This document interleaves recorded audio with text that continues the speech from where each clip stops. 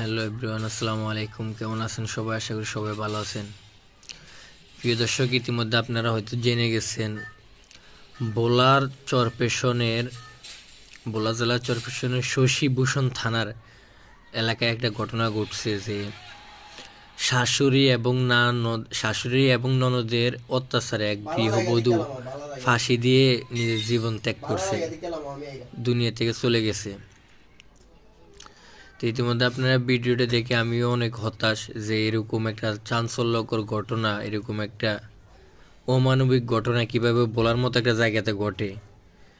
সামান্য কিছু problem face করতে গিয়ে আজকে একটা মেয়ের জীবন শেষ। মাত্র 9 মাস হয়েছে তার বিয়ে হয়েছে ওই ফ্যামিলিতে।